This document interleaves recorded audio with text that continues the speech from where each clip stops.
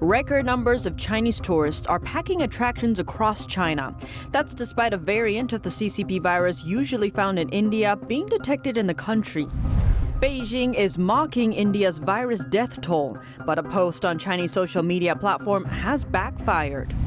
One Chinese citizen discovers a hidden spy tool attached to the back end of his Android device. It reportedly scans and collects data from all connected devices in the household. Hundreds of millions of U.S. taxpayer dollars poured into companies tied to the Chinese Communist Party. The money was supposed to help the American small business sector amid the pandemic-driven downturn. And Canada's government has dished out millions of dollars of contracts to Chinese companies. That's while Beijing continues to detain Canadian citizens. Welcome to China in Focus. I'm Tiffany Meyer. First, we turn to China's Labor Day holiday travel peak.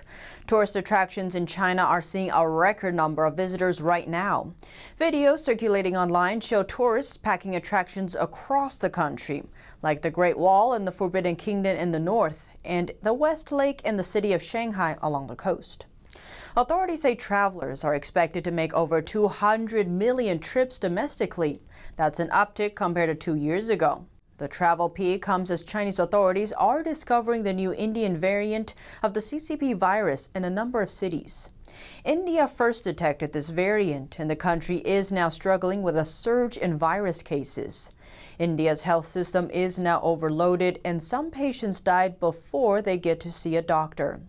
Although it is unclear if the new variant is what drove the spike in India, a top Chinese health official is warning the public not to let down their guard.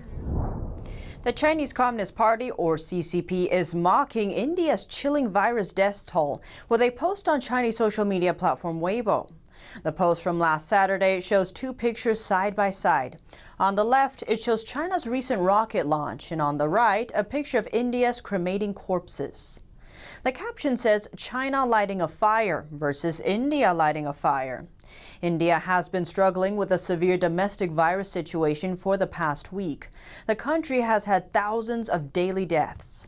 They have overloaded India's crematoriums, and people had to start some makeshift ones outside. The official account of the CCP Central Political and Legal Affairs Commission posted the picture. The post soon backfired online. Some Chinese netizens called the post inappropriate and inhumane. A netizen said the official party account doesn't represent the feelings of the Chinese people. Some were shocked that the Communist Party would openly sneer at people dying, and they accused people behind the account of having a very low bottom line. One said this is a classic case of propaganda failure. The official party account has since deleted the post, but the backlash is not dying away on Weibo. The account has over 15 million followers. The post saw more than 9,000 shares prior to its removal. A Chinese rocket weighing about 21 tons will fall to the Earth in the upcoming days. Debris from the rocket could crash at random locations. Beijing launched the rocket into space without putting in a safe re-entry system in place. NTD's Don Ma has more. Within the next few days, a Chinese rocket orbiting Earth will fall back to the ground. The rocket may or may not burn up completely while re-entering the atmosphere, and debris could crash to Earth at random. The Chinese rocket weighs a massive 21 tons. Unneeded spacecraft parts usually take a dunk into the ocean in pre-planned locations as they return to Earth. But this one is out of control, and parts of it could potentially land on populated areas. The uncontrolled re-entry will be one of the biggest ever. Last week, China launched its first piece of its permanent space station into orbit. It was carried there by a Chinese rocket called the Long March 5B. The rocket successfully sent the space station piece into orbital velocity. Orbital velocity is the speed where an object needs to move to stay in orbit, and how fast it needs to move to be able to resist the Earth's gravitational pull. When objects reach orbital velocity, they don't fall back to Earth. But the Long March rocket itself did not reach orbital velocity and is now being pulled back to Earth. Payload rockets like the Long March often don't reach orbital velocity. Usually, built-in systems enable a controlled re-entry in a designated and safe location. But Beijing scientists didn't equip the Long March with a re-entry system. As a result, it will randomly fall back to the planet.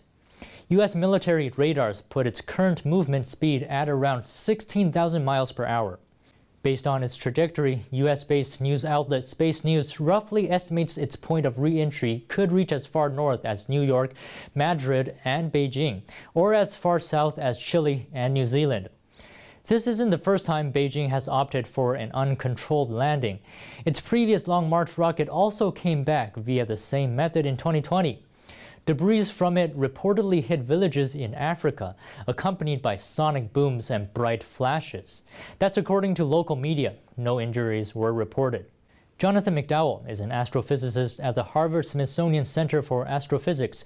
He told Space News that by current standards, it's unacceptable to let it re-enter uncontrolled. He added that since 1990, nothing over 10 tons has been deliberately left in orbit to re-enter uncontrolled. Beijing's recent rocket launch is not its last either. China plans to send up 10 more rockets before the end of 2022. Don Ma, NTD News. A Chinese man has accidentally discovered a spy service on the back end of his Android TV. It can collect data from all devices using the same network every 10 minutes. A Chinese netizen is revealing on social media that he recently found a suspicious data transfer service from the back end of his Chinese-made Android TV. He says that GoZen data service will scan all devices on the same network every 10 minutes. Then it will package and transmit the data to its company. US-based computer engineer Zhang Yubo from iHeartMedia believes the purpose of such data collection is to remotely control all connected devices. For example, the service can detect whether cell phones are at home, whether any visitors are coming, and the names of neighbors' Wi-Fi networks, etc. All Android programs can do that as long as they're made in China. They can scan all your devices connected to the same Wi-Fi. The GoZen data service found on the back end of the TV is China's first big data company. By the end of 2018, the company already covered more than half of all smart TV backends in the country. GoZen data service responded last week, saying they collected the data only in order to launch targeted advertising. But Zhang thinks otherwise. If the Chinese regime asks for this data to monitor the people, do you think this company dares to say no? That's impossible. The company must obey. Some believe this is the Chinese regime's surveillance system in disguise. A Chinese netizen says China is now like a big prison. Now they treat all Chinese people as criminals. Their power is not overseen, and the absence of democracy makes every person a slave. Zhang says disconnecting your TV from the internet or using a separate Wi-Fi for TV are the two easiest ways to avoid being monitored. Chinese Communist Party leader Xi Jinping has a plan to censor the internet on a global scale. That's per leaked documents obtained by the Epoch Times. China is home to the world's most far-reaching online censorship and surveillance system, and Beijing seems to want to expand it worldwide. The ambition seems to date back as early as 2016. In a speech to China's top internet authorities, Xi said that controlling the internet had become the focus of China's national strategy. The endgame is for Beijing to control all content on the global internet. His strategy starts with placing Chinese agents in important positions inside global internet organizations. Then Xi aims to eventually gain control over the internet's base infrastructure, including root servers. Domain Name System, or DNS, root servers are crucial to digital communications around the world. If the Chinese regime were to gain control over enough of them, Beijing would gain the power to censor anything. For example, if a user tried to access a news article about a topic deemed sensitive by Beijing, the regime server could reroute the user to a fake page, saying the article is no longer available. In its annual report, U.S.-based nonprofit Freedom House labeled China as the world's worst abuser of online freedom. China has held the title for the past 6 years straight. A Chinese regime employee is found to have embezzled over $26 million. His case surprised many people in China. because he wasn't a high-ranking official. Rather, he was a cashier for local authorities and a state-run company. Yang Xiyin from the southern Chinese city of Nanning was sentenced to life imprisonment last Thursday. According to the local court, Yang worked as a cashier for the development center of Nanning's district authorities and for a state-run real estate company. From 2010 to 2020, Yang embezzled an estimated $26 million of public funds. He did it by illegally engraving bank business clearance stamps, fabricating cash payment slips, and modifying the amount of cash checks his colleagues reported. With this money, Yang reportedly ran a business, bought luxury cars, spent on his lovers, hired prostitutes, and sustained a life of luxury. Yang is not the only low-ranking regime employee to have embezzled big sums of money in China. A village committee director from northeastern China's Harbin city has been found to have embezzled over $30 million. The director of a neighborhood committee in Xi'an City embezzled over $18 million. And the party secretary of a community in Anhui province embezzled more than $23 million. A group of peaceful meditators in Hong Kong is speaking out against a wave of defamation. A new smear campaign is coming from a Beijing-controlled media outlet in the city. But a spokeswoman predicts a bleak future for Hong Kong if freedom of speech is lost there. Practitioners of the spiritual meditation system Falun Gong held a press conference Sunday outside Hong Kong's newspaper's Ta Kung Pao headquarters. The Beijing-sponsored media recently published a series of 8 articles defaming Falun Gong, also known as Falun Dafa. In response, the group is asking Ta Kung Pao to withdraw the smear articles and publicly apologize. Liang Jun is the organizer for Hong Kong's Falun Dafa Association. She condemned the Chinese regime for its suppression during the conference. The biggest victims of tyranny and lies are the ordinary people who believe the lies. The freedom of speech and belief Falun Gong practitioners fight for is a fundamental right for every human being. For 2 decades, Hong Kong Falun Gong practitioners have been spreading awareness about Beijing's brutal persecution of the peaceful practice, which began in 1999. As a former British colony, the city presents a rare window for mainland Chinese tourists to learn about what's really happening.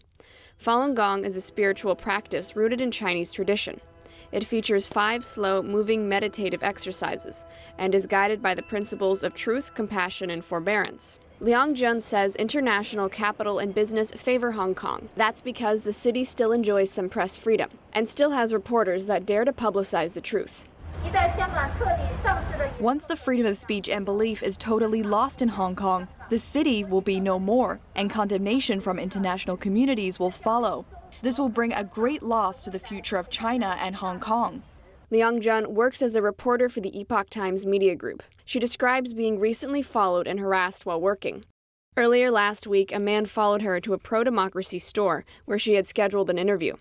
Just 2 days before that, a suspicious man came to her home claiming to be a delivery man. But no deliveries were found. The man reportedly entered the building and went straight to Liang Jun's doorstep, seemingly to confirm she lives there. Liang believes it's part of the Chinese Communist Party's harassment. She has already received threats that her and her family are being watched. A new poll says 3 out of 5 young people in Hong Kong want to leave the city. This comes as Hong Kong's autonomy becomes more and more uncertain. The poll was conducted by the Hong Kong Institute of Asia-Pacific Studies and was released last Thursday. It surveyed about 800 Hong Kongers ages 15 to 30. 58% of respondents said they would emigrate out of the city if they can. This number reflects a major increase from 2019's figures. In a similar poll 2 years ago, just over 40% said they wanted to leave. The results suggest that survey participants are not confident in Hong Kong's future. This amid growing signs that the city's autonomy is at risk. When asked to rate how optimistic they feel about the city's future, respondents gave an average score of just under 3 out of 10. This figure also marks a drop compared to 2019 data. Back then, the score ranged an average of about 4.5 out of 10. Coming up, hundreds of millions of U.S. taxpayer dollars poured into companies tied to the Chinese Communist Party. But the money was supposed to help the American small business sector amid the pandemic-driven downturn. More on that after the break.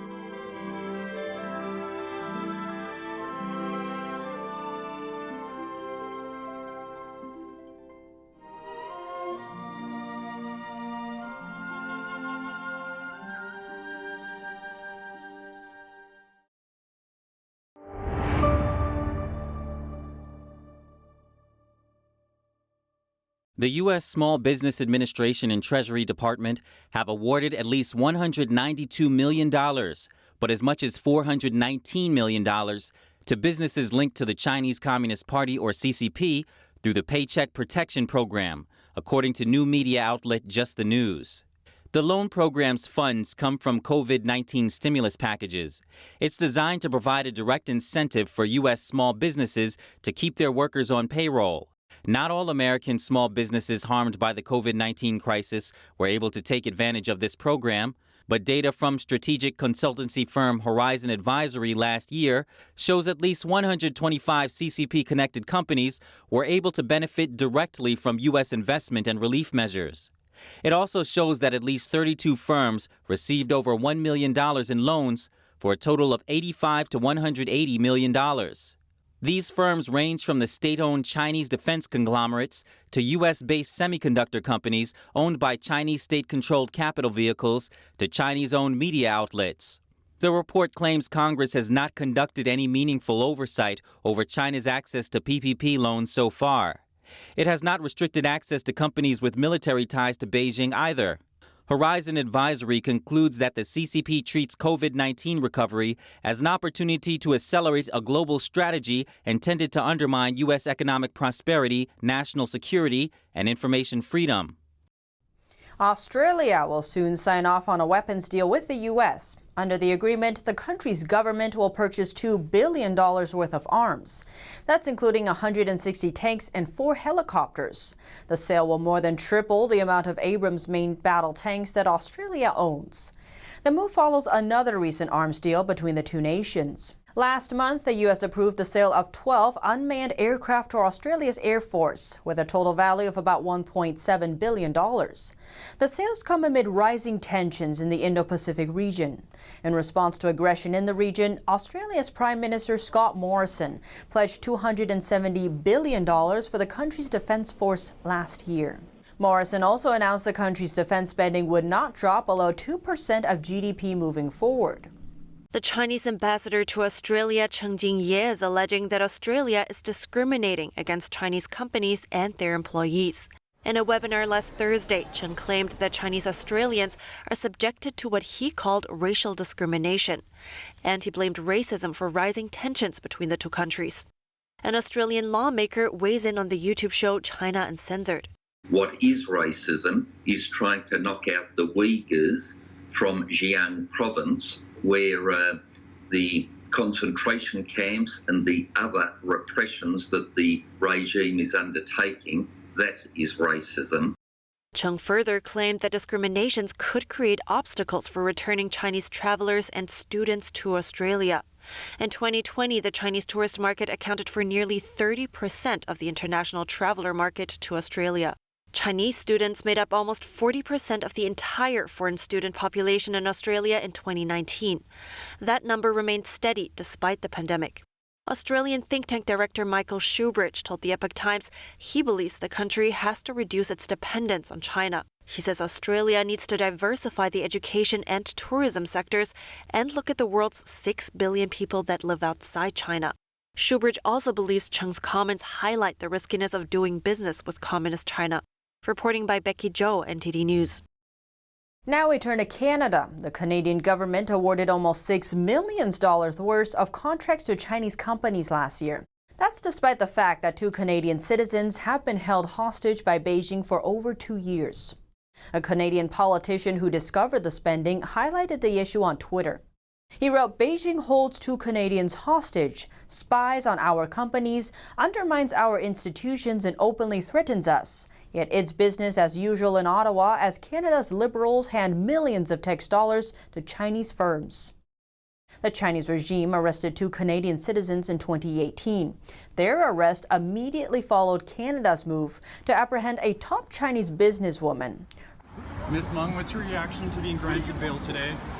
Her name is Meng Wanzhou, and she serves as Chief Financial Officer of Chinese telecom giant Huawei.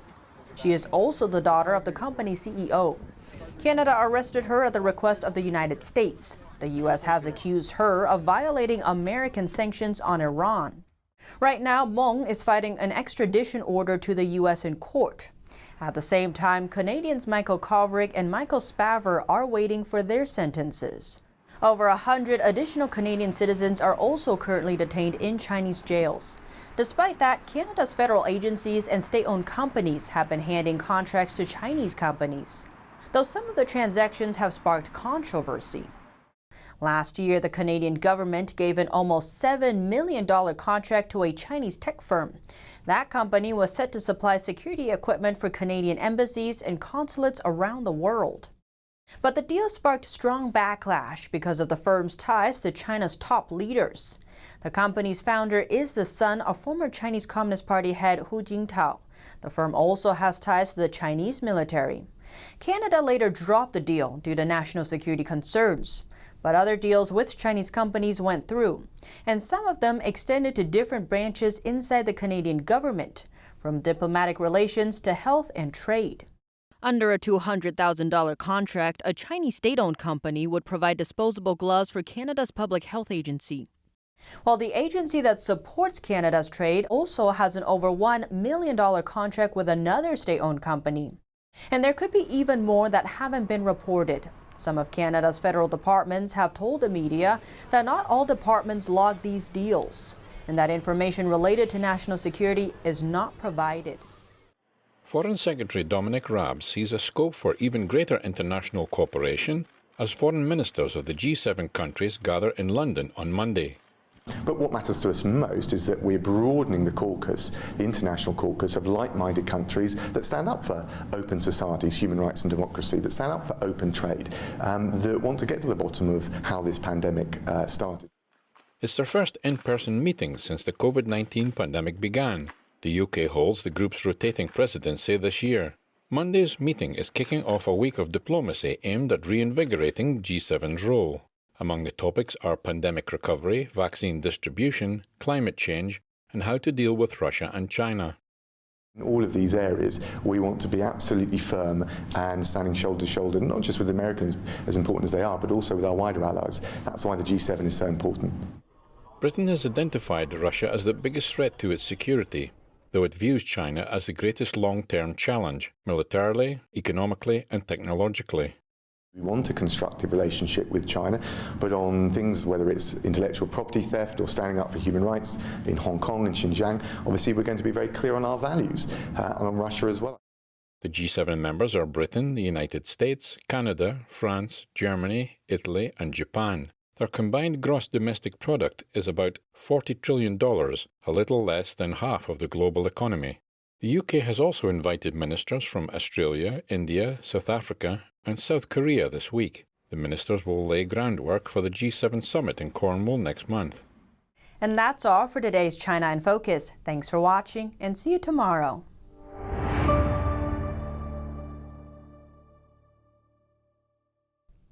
Don't miss out on important news. Our videos are being deleted. So if you don't want to be cut off from honest news, take a moment to sign up for our newsletter at newsletter.ntd.com so you don't lose access to NTD. Go to newsletter.ntd.com to sign up for our evening newsletter. We have a new channel. Subscribe to us on YouTube at NTD News. Get the highlights of our news broadcast and the most important headlines that we curate especially for you.